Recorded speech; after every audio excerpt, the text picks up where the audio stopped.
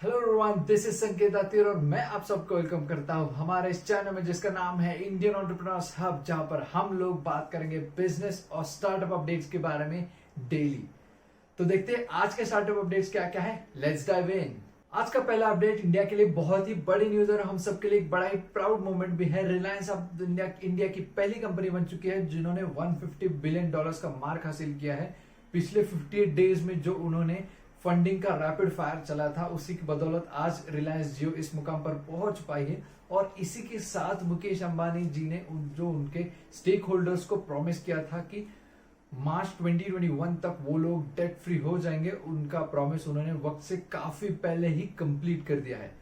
और इसी के साथ मुकेश अंबानी जी वर्ल्ड के 9th रिचेस्ट आदमी बन चुके हैं, जिनकी नेटवर्थ है $64.9 बिलियन। तो बहुत ही बड़ी न्यूज है।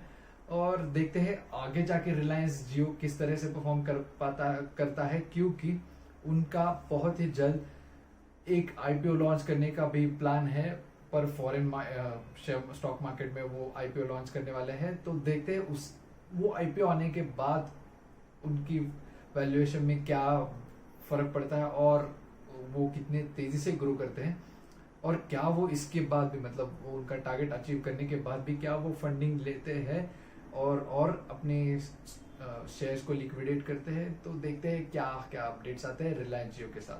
तो दूसरा अपडेट आता है स्विगी के बारे में। स्विगी ने एक नया प्रोग्राम लॉन्च किया है उनके रेस्टोरेंट पार्टनर्स के लिए, जिसका नाम है जंप स्टार्टअप प्रोग्राम। इस प्रोग्राम के थ्रू वो लोग अपने रेस्टोरेंट पार्टनर्स को लॉकडाउन के बाद उनके रेस्टोरेंट्स ओपन करने में हेल्प करेंगे। वो लोग उनको सैनिटाइजेशन कैसे करना है, उनके स्टाफ को कैसे हेल्दी एटमॉस्फेयर में रखना है और खाना किस तरह से हाइजीनिक के लिए प्रिपेयर करना है, इसके बारे में वो लोग इस प्रोग्राम में उनके रेस्टोरेंट पार्टनर्स को ट्रेन करेंगे। यही नहीं, उन्होंने अपना पेमेंट मॉडल भी चेंज किया है। अब से वो लोग बाय वीकली पेमेंट करेंगे, यानी कि एक वीक में वो लोग 2 बार अपने रेस्टोरेंट पार्टनर्स को पेमेंट देंगे।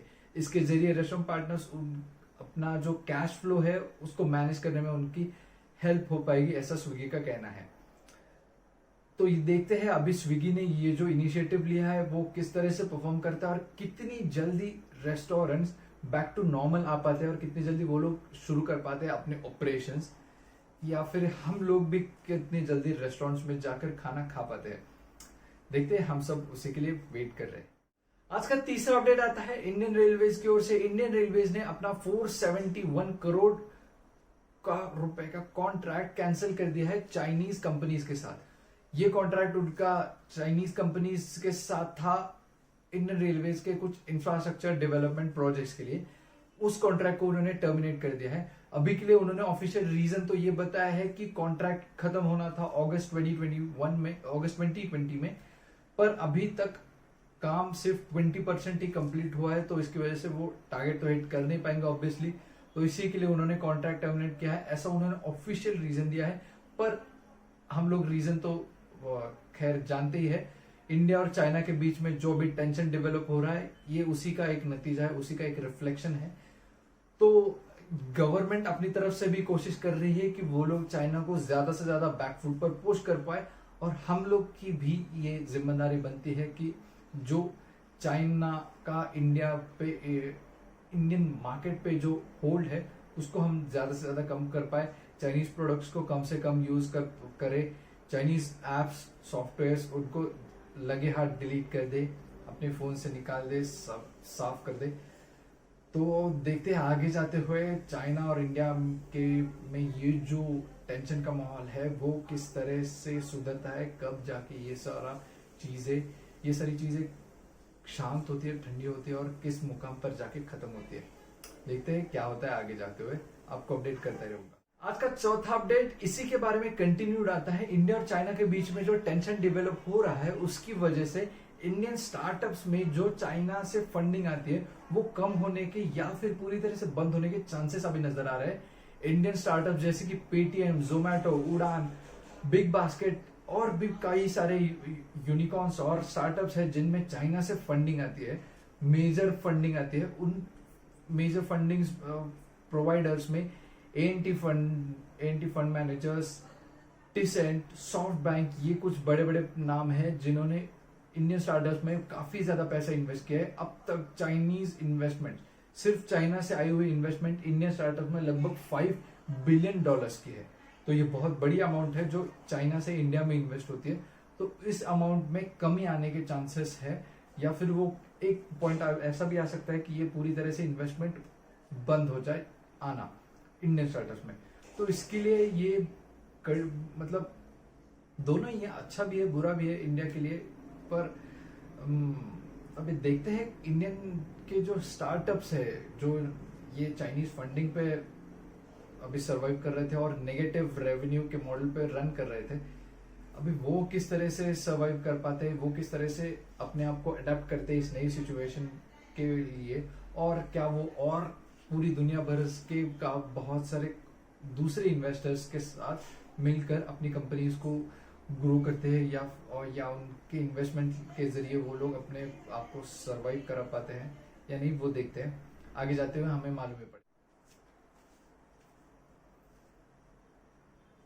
आज का 5वां अपडेट मिंत्रा के बारे में आता है। मिंत्रा ने 5000 नए एम्प्लॉयज को हायर किया है उनके सप्लाई चेन सिस्टम में। ये हायरिंग उन्होंने उनके एंड ऑफ रीजन सेल की वजह से की है, जो कि आज से चालू हो गया और 23 जून तक चलेगा। इस सेल के डिस्ट्रीब्यूशन, यानी कि जो भी ऑर्डर्स आएंगे उनके डिस्ट्रीब्यूशन के लिए वेयर हाउसिंग, एक वेयर हाउस से दूसरे वेयर हाउस या फिर वेयर हाउस से कस्टमर्स, इस सारे मैनेजमेंट के लिए, इन सारे सप्लाई चेन को स्मूदन करने के लिए उन्होंने ये हायरिंग की है, ऐसा उनका कहना है। ये पहली बार होगा जब उनके एम्प्लॉयज, यानी कि मिंत्रा के एम्प्लॉयज इस सेल के वक्त वर्क फ्रॉम होम कर रहे होंगे। सारे के सारे एम्प्लॉयज अभी वर्क फ्रॉम होम कर रहे हैं मिंत्रा के, और इसलिए ये नया चैलेंज मिंत्रा के सामने है। तो इसी के लिए उन्होंने नए एम्प्लॉयज को हायर किया है। उनका ये भी कहना है कि उन्होंने उनके पिछले जो भी डिलीवरी पार्टनर्स थे उनको अभी भी रिटेन किया है। जो भी आउट ऑफ स्टेट के थे वो भी उन्होंने अभी भी वो रिटेन करके रखा है। उन्हें इंसेंटिव्स या फिर पेमेंट्स देकर वो अभी भी उनके साथ है, पर उन्होंने डिमांड के सर्ज की वजह से और नए लोगों को हायर किया है। उन्होंने एक और उनके एम्प्लॉयज के लिए अच्छी खबर दी है कि वो लोग रिफ्रेशमेंट हॉलीडेज भी देंगे। जब जैसे ये सेल खत्म होगा उसके 2 दिन तक वो उनके एम्प्लॉयज को रिफ्रेशमेंट हॉलीडेज भी देंगे, ये भी उन्होंने अनाउंस किया है। एक अच्छा तरीका है राइट मिंत्रा की तरफ से। आपने अगर ऑब्जर्व किया होगा, अभी मुझे मिंत्रा ने पे नहीं किया है उनके ऐड करने के लिए, यानी ये कोई पेड वीडियो नहीं है, तो फिर भी मैं अभी उनके बारे में प्रमोशन कर रहा हूँ, उनके सेल के बारे में प्रमोशन कर रहा हूँ। क्यों? मतलब कंपनीज का ये जो हाइप मार्केटिंग का तरीका है, ये भी काफी अच्छा मॉडल है मार्केटिंग का। क्यों ऐसा कुछ करो जो न्यूज बन जाए और अपने आप ही अपने उनके प्रोडक्ट या फिर उनके कंपनी या फिर उनके सर्विस को प्रमोट करने लग जाए। काफी अच्छा तरीका है। हम लोग सबको, जो भी एंटरप्रेन्योर्स है जो ये वीडियो देख रहे हैं, उनको भी ये सोचना चाहिए कि वो लोग इस हाइप मार्केटिंग को किस तरह से अपने कंपनी में इम्प्लीमेंट कर पाते हैं।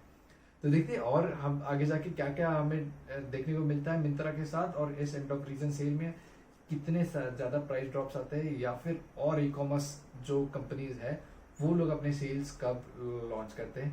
देखते हैं क्या होता है आगे जाते हुए।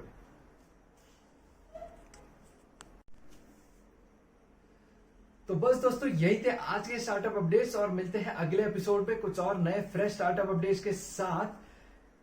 इसी तरह से नए नए बिजनेस अपडेट्स के बारे में जानते रहने के लिए चैनल को सब्सक्राइब करना ना भूलिए। और हमें एक और अपडेट भी देना है आपको कि हम लोग बहुत ही जल्द पॉडकास्ट भी लॉन्च करेंगे। इंडियन एंटरप्रेन्योर्स हब नाम से ही वो पॉडकास्ट रहेगा, और मेजर पॉडकास्टिंग प्लेटफॉर्म जैसे कि स्पॉटिफाई, गूगल पॉडकास्ट और भी सारे प्लेटफॉर्म जहां जहां पर पॉडकास्ट अवेलेबल है वहां पर हम लोग रहेंगे। यानी कि अब से आप लोग हमें ऑन दी गो भी सुन पाएंगे। तो जैसे ही हम लोग लॉन्च करेंगे आपको मैं अपडेट करता जाऊंगा। मिलते हैं अगले एपिसोड में।